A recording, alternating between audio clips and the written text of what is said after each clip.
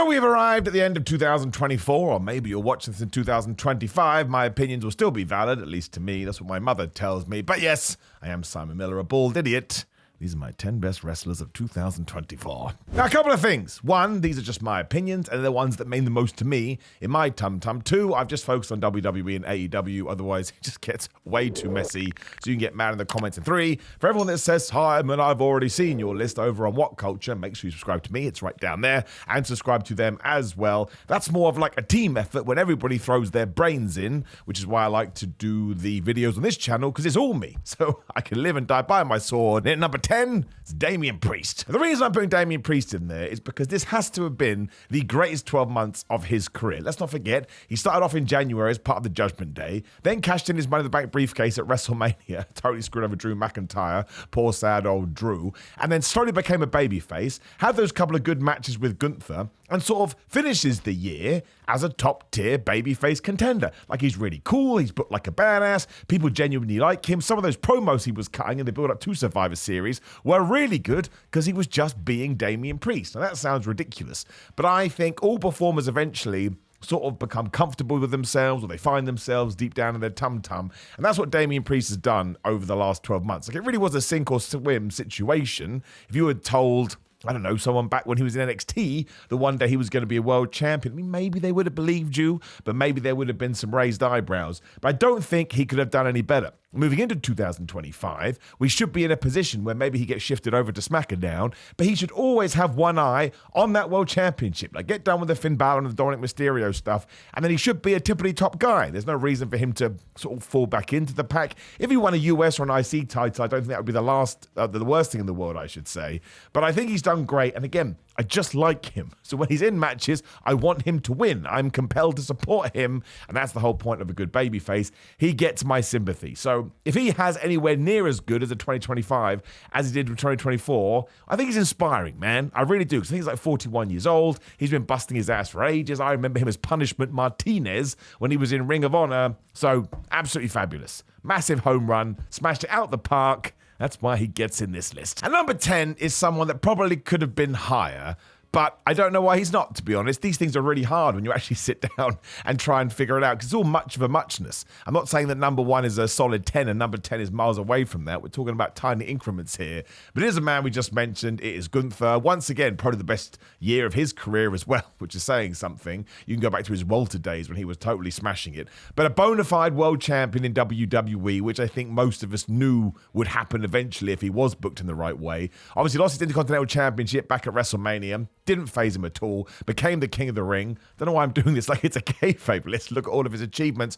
But he's another guy who I have just enjoyed evolving over the year, because sort of his promos now, where we're kind of hinting that he may go babyface as I'm recording this, well, they're quintessentially him, but he can be funny, he can be sarcastic. Once again, it kind of comes down to the fact I know who Gunther is. I know who he is as a person. I feel like he knows that too, so he's able to project that out into the universe, and I really enjoy his matches. Like, the term WWE style gets thrown around, but I think Gunther does Gunther style, right? He takes his time, he's slow, he's methodical, he does the chops, and they're just a hoot to watch, to be completely honest with you. And it almost feels like he stands in his own bubble, his own universe, his own environment. And it's just the tip of the oyster, really. I mean, hopefully he does become like a super duper mega heel down the line. We do the big WrestleMania event where he's been a champion for a long time, and maybe even someone like a John Cena can be the dude to topple him. But again, different video for a different day. I suppose it'd be more someone like a Cody Rhodes, but whatever. We've talked about it. But I think he's a guy that you could give lemons to and he'd make lemonade. Like, he just knows exactly what he's doing because he knows how his character would operate. And whether he's cutting a promo, I want to listen. Whether he's in a match, I want to listen. And there are so many matches in 2025 I want to see him in. Gunther versus Drew McIntyre, I'd be down for. Gunther versus CM Punk. Again, a proper Gunther versus Cody Rhodes feud. I take Gunther versus Randy Orton. Again, Gunther versus Kevin Owens. Don't even know how you would get there. Mostly done the Sami Zayn stuff with Gunther versus Jey Uso. I'd be in for that as well. And again, it's because of the way that Gunther holds himself. So I'm massively excited to see what we can do in 2025. Another guy that may be shifting over to SmackDown, but that is not a bad thing. I understand you got your super duper whooper mega stars that we have to put on Raw now that we're going to Netflix. But if you start putting people like Damian Priest and Gunther on SmackDown, that's a terrific show, man. These are super wrestlers, and genuinely I'm happy to see them doing so well, Gunther, my friend, you rule. As does number 8. There ain't no two ways about this one. It was the best year of his career, at least as a singles competitor, Jey Uso. And this just comes down to the fact that I really like him and I would like to be his friend. I know, that's weird. And if for one reason or another Jey Uso ever watched this, that's embarrassing. He's going to be like, well, I never want to talk to that guy. He's clearly a Fruit Loop, but there was this idea that maybe Jey Uso couldn't be a singles competitor. That WrestleMania 40 match against Jimmy Uso, my gosh, did that break the internet, which was kind of weird. But be it the entrances or the way people respond to him or just who he is as a dude, like backstage, in the ring. The hilarious press conference he did with Cody Rhodes was actually probably 2023, but that's not the point. That kind of let you know who Jey Uso was. I just think that he is a delight. And he goes to prove the idea that just because you're in a tag team doesn't mean you can't be a successful singles wrestler. That Intercontinental title win, it just made me happy, man. And why do we watch wrestling? We watch wrestling to be entertained. That's all that matters. Even if for some reason a cookie was booked in a match and the cookie won the match by beating, I don't know, a breadcrumb, if you're into that cookie, that's all wrestling needs to be. And that makes no sense if you try to tell somebody else to look at you like, you're insane, my man. You need to be arrested. But Jey Uso just has that special quality that comes along in a while, where he's able to sort of throw all of his emotion out of the TV and it comes through the screen and it whacks you right in the head. I do hope he gets an elongated run with an IC or US title. Again, I understand why we did it. It helped the Bloodline feud and it kind of helped Bron Breakker as well become an absolute crazy person. And I've got no problem with the Usos being a tag team again, but they should be sort of flexible with it. So sometimes they're doing tag team stuff and sometimes he's doing singles stuff. I just think he's great. And so many people say, oh, he can't work singles matches. Well, I've never picked up on that. And again, I'm not here to poo-poo your opinion.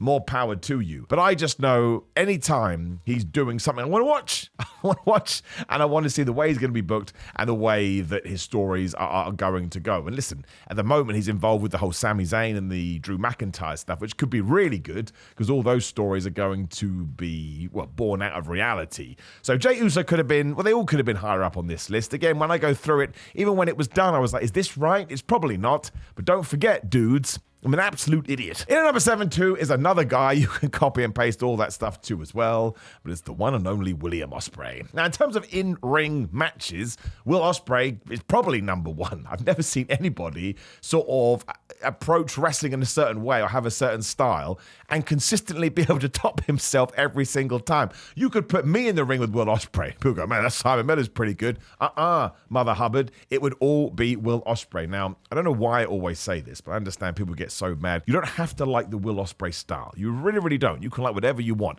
But to say he's a bad wrestler, which some people do, I'm not going to have that one. Like, he is a generational game changer. He has introduced things to like an in-ring capacity that I never thought we'd be able to see. And once again, how he keeps it up so consistently, I don't get either. His levels are ridiculous. And it's not just when he's taking on other sort of, top ridiculous stars like a Pac or a Bryan Danielson who kind of have this same magic in their feet. It's absolutely anyone. It's Will Ospreay versus anyone, and that other person has the best match of their career. And even though he has had a terrific past decade, essentially, I think ever since he did come to AEW, I can't even explain it. Maybe I'm just more not open to it. Maybe it's just more accessible to me because while I do watch New Japan, I don't watch every single thing where, of course, AEW, I consume as much as possible. Well, I just think he's brilliant. I just think he's great. And there are a bunch of guys out there now who are inspired by Will Ospreay who will be better than Will Ospreay eventually because that's always how it works. The innovator is rarely the best, even though they are super duper good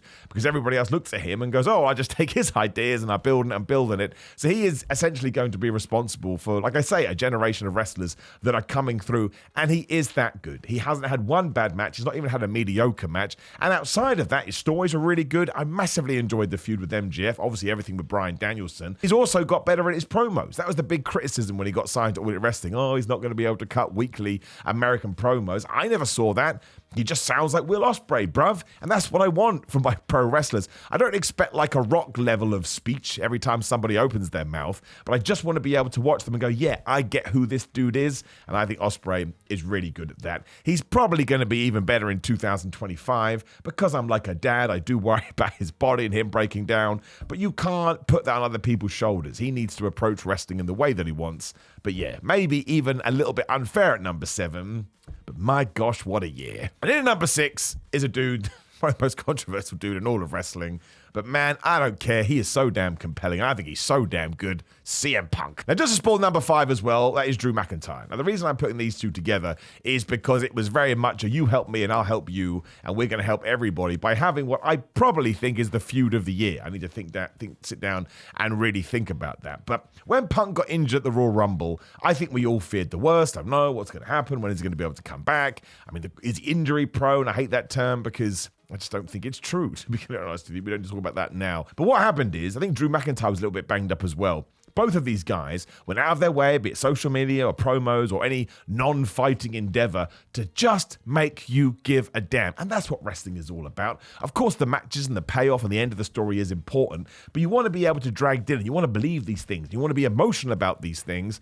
And both Punk and Drew McIntyre did it. Like, I'm recording this on Friday the 13th of December. Have you seen that Drew McIntyre promo that he did on, well, it's not really a promo, but the speech he did on Busted Open Radio? It's half work, it's half shoot, it's half real, it's half exaggerated, but oh my gosh, it makes you feel something. And that's what both of these guys did. It is crazy to me that I can only assume this wasn't planned at any point over the 12-month period, but because it was Drew who accidentally injured Punk, hurt his tricep at the Royal Rumble, Triple H went, well, now you got to fight each other, and be it the WrestleMania stuff with the cash-in or everything we did. I can't remember the pay-per-views, but what, SummerSlam, Bash at Berlin, Clash at the Castle, and of course Bad Blood, which, you know, will do the 10 best matches of the year, and I think Bad Blood is probably number 1, the Hell in the Cell match, but once again, something to think down when I do have a pen in my hand. But these two really have, in many ways, this may be a little bit of exaggeration, taking this new ideal, this new version of WWE that Triple H and the rest have spearheaded, and told you what we're going to do. We're going to take our time. We're going to tell blood feuds. We had blood in the Hell in the Cell,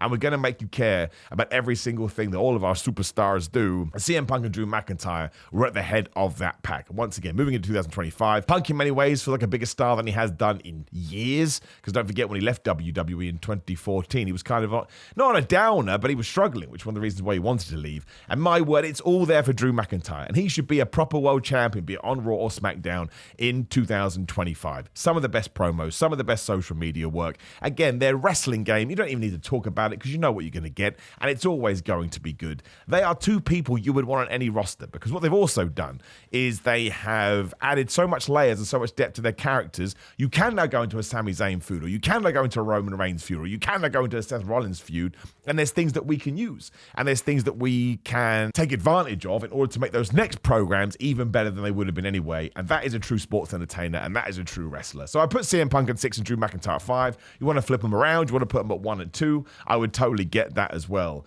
But I'm not sure I expected the levels that I did get from either of them, even though I knew they were capable. More for me, right? Maybe I should have more faith in people, but I don't believe this nonsense. CM Punk is cooked. He's not cooked. That guy totally understands pro wrestling, as does Drew McIntyre. And I actually think, as good as Drew's 2024 was, I think he's got big plans for 2025, and I think he's going to approach it in a very, very aggressive way. I'm so excited. These two guys absolutely rule. As does the man in at number 4, arguably the best wrestler in the world ever, Bryan Danielson. I mean, what do you even say about him? He's so good, and he's just a lovable person. And everyone goes, he can't cut promos. Then we had that Dynamite in Wales, and he cut the best promo ever. I'm the best flubbing wrestler in the world. You're like, man, I will run through walls for you, Bryan Danielson. And then all the matches that he had, I mean, the Okada stuff, the Danielson stuff, obviously everything he did with Swerve at All In, and then we had the John Moxley stuff where he died. But it was his last year as a full-time in-ring competitor, and of course, during the All In 2025 press conference, he mentioned that it's 50-50 whether he does come back. He doesn't need to come back. I want him to come back if he's healthy and if he wants to, of course. But from a giving to the business point of view, maybe nobody has given more. The style of matches, the things he's worked through, the sheer level, the bar that he's raised, he is just preposterous, man.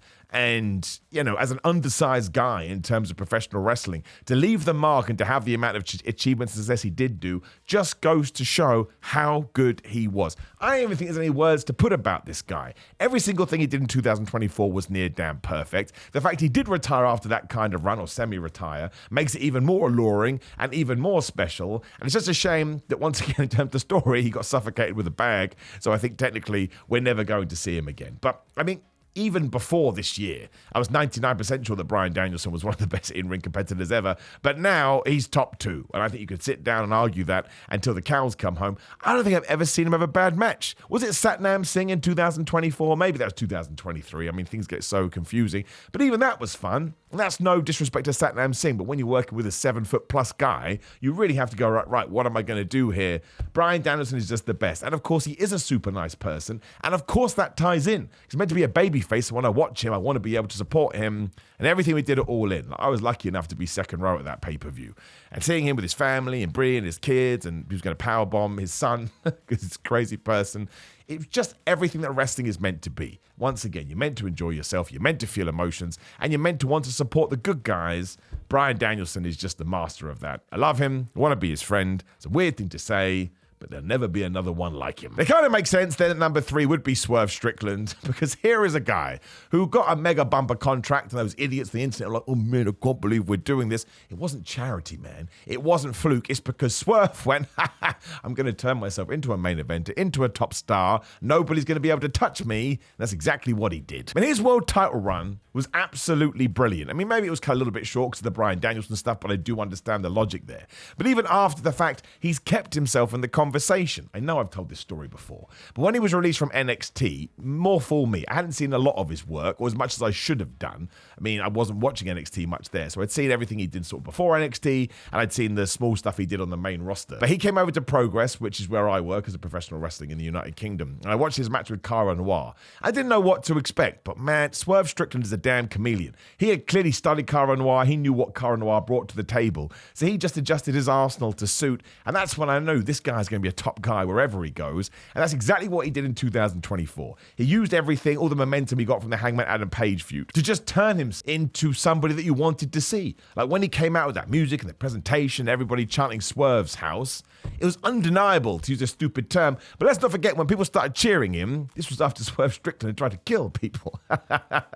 He got absolutely crazy and shot people and smashed things over their head, but it didn't matter, because I think something happens in wrestling often, that when someone is delivering such quality all the time, you can't help but go shrug emoji, I want to support this dude, which is exactly what Swerve did. He will be the world champion again. Whenever his contract is due, everybody is going to want this guy, and I think in 2 or 3 years, we're really going to be talking about him in a different light. Like, he is something special, is old Swerve, and it's been awesome to see what he did this year, even in losing efforts. Like, once again, we go to that all-in match. He totally understood the assignment. He did every single thing possible in order to make sure everyone was like, oh my gosh, Daniel Bryan Danielson, you're the greatest person ever, and it does take 2 to tango. So yeah, I can go back and watch loads of Swerve stuff from 2024 that we're not even talking about anymore. That Samoa Joe match, no one talks about that Samoa Joe match. It was so damn good. So I'm very excited about what he does next year too, because of course we'll wrap up the Hurt Syndicate stuff eventually, and then we should start pushing Swerve back into the title picture.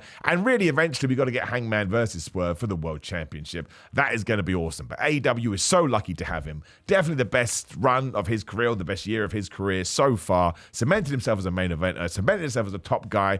Cut sort of promos that only he could cut. Like, he'd say something like, man, where'd that come from? I think this guy's a little bit flubbed up. I totally love him. He's totally great. And he's probably only going to get better. Which is where we get to the controversy. Because number 2 is Cody Rhodes. That's right. And again, Cody Rhodes is going to be all over the place in many people's lists. There seemed to be this weird vendetta against him by some areas of the internet.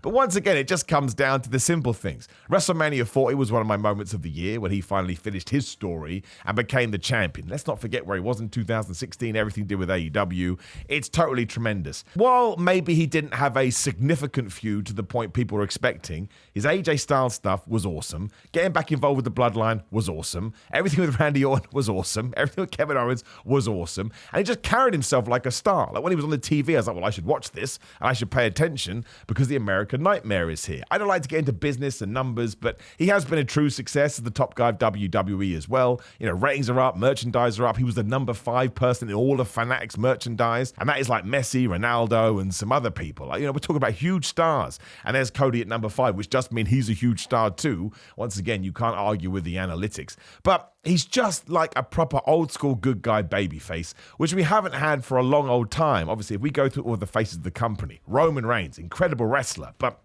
sort of, a little bit of this and a little bit of that. John Cena was the ultimate 50-50 dude. Before that was Stone Cold Steve Austin. The Rock did get booed too because of the Hollywood stuff, but also he was like a heel that everybody loved. Cody is just, I'm going to kiss your baby, I'm going to give you a hug. You want to come to my show, I'm going to get you free tickets. And there was a time in wrestling when people hated that. They couldn't stand it, which is one of the reasons John Cena did get booed, which was probably unfair in hindsight. But we're just living in different times, and Cody has embraced that. And once again, I don't think he's put a foot wrong. I don't think he's cut a bad promo. I don't think he's had a bad match. I actually think Cody Rhodes being the champion elevates every single feud that he is in. And I think it's going to be even better in 2025, especially with the WrestleMania 41 stuff. We're going to get The Rock. We're going to do it Roman Reigns. Speaking of Roman as well, the only reason he didn't get in here is because he was away for so many huge chunks of 2024, which I have no problem with. He has earned that. Let's not forget, I know what his health situation is, but he did go through it. So whatever he's got to do to protect that, no problem with me. But yes, definitely the best run or the best year of Cody Rhodes'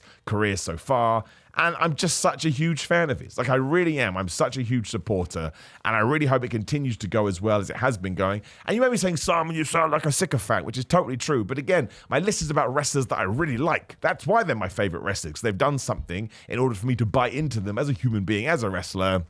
Cody Rhodes always going to be on my list. So you're probably thinking, who is number one? Well, again, I'm just going to double down on it. It's wrestlers that I can't wait to see, and wrestlers that excite me, and wrestlers who, when their segment is over, I'm like, oh my gosh, I kind of want to be that guy.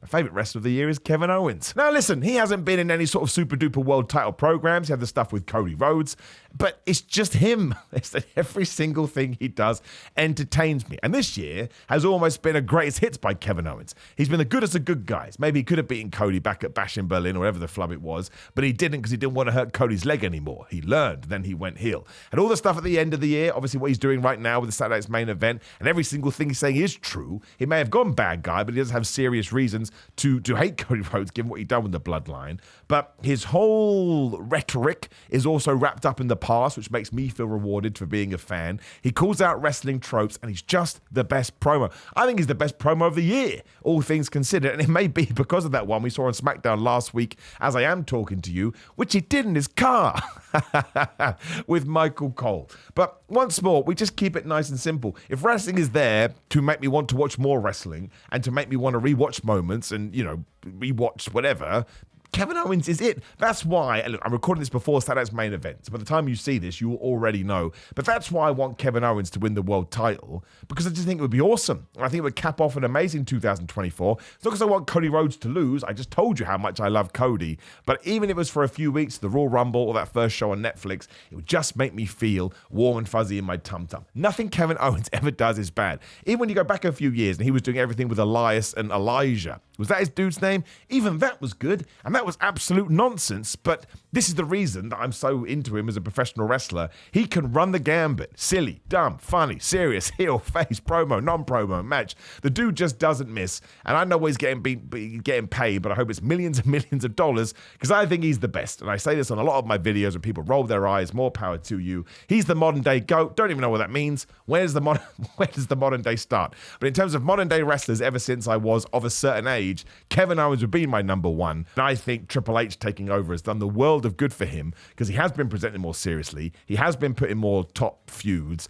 And I think in 2025, as long as we can carry this on and we can keep the momentum going, it's going to be even better still. So I really did think about this, because I think Cody Rhodes was there at one point. I think even Kevin Owens was on the list. I went, bing, what am I doing, man? Kevin Owens is the person I look forward to seeing more than everyone else every single week. And that sort of sums it up. Now, of course, I want to know your favorite professional wrestlers, so drop them in the comments below. Like the video, share the video, and subscribe. Click the video on the screen. That's the most important thing to get more content from me. And click the notification bell, especially if you're on the mobile app. Otherwise, if you would like some fitness supplements to get some money off, go to gorillamind.com/Simon. That will get you 10% off everything. Plus, it ships worldwide. Otherwise, it's Simon316 on all social media. Patreon.com/Simon316. Simon Miller on Cameo. Simon J. Miller on TikTok. Patreon, no. ProWrestlingTees.com/Simon Miller for wrestling merchandise made by me, featuring my stupid stuff. But you are more important than all of that, so have a terrific day. I hope you're doing well, and I'll see you soon.